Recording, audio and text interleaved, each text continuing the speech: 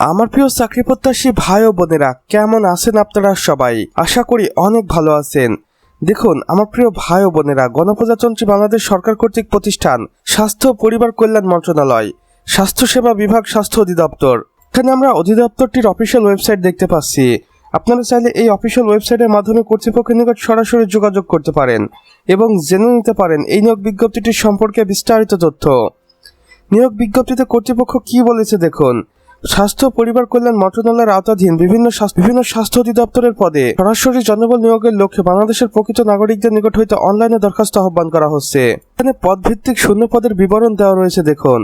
স্বাস্থ্য সহকারী health assistant 1500টি শূন্যপদ রয়েছে।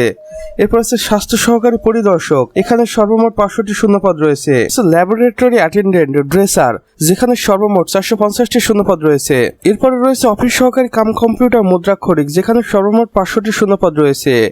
এরপর রয়েছে সর্বশেষে 5 নম্বর ক্যাটাগরিতে পরিচ্ছন্নতা কর্মী আয়া বা এমএলএসএস, যেখানে সর্বমোট 793টি শূন্যপদ রয়েছে। অর্থাৎ বাংলাদেশ স্বাস্থ্য কমপ্লেক্স নিয়োগ বিজ্ঞপ্তিতে সর্বমোট 3743টি শূন্যপদে বাংলাদেশের নারী পুরুষ উভয়ই আবেদন করতে পারবেন। এখানে শিক্ষাগত যোগ্যতাগুলো দেওয়া রয়েছে। আপনারা এগুলো অফিসিয়াল ওয়েবসাইটে গিয়ে একবার ভালোভাবে দেখে নেবেন, কেননা সেখানে সবকিছু স্পষ্টভাবে দেওয়া রয়েছে। গুরুত্বপূর্ণ তারিখ ও সময়সীমা দেখুন। আবেদনকারীর বয়স হতে হবে 18 থেকে 30 বছরের মধ্যে। আবেদন প্রক্রিয়া দেখুন। সকল পদের আবেদন শুধুমাত্র অনলাইনের মাধ্যমে গ্রহণ করা হবে। সরাসরি ডাকযোগে কোনো আবেদন গ্রহণ করা হবে না।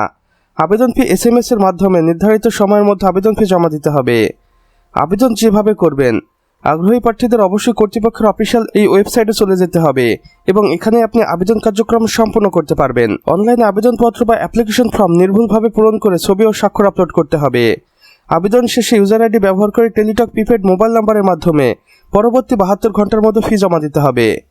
বিশেষ দ্রষ্টব্য: আবেদনের বিস্তারিত শর্তাবলী, নিয়মাবলী ও জেলাভিত্তিক পদ বন্টন তালিকা সব জানতে উপরোক্ত অফিসিয়াল ওয়েবসাইটে ভিজিট করুন। তো আমার প্রিয় চাকরি প্রত্যাশী ভাই ও বোনেরা, আমাদের আজকের ভিডিও এতটুকুই।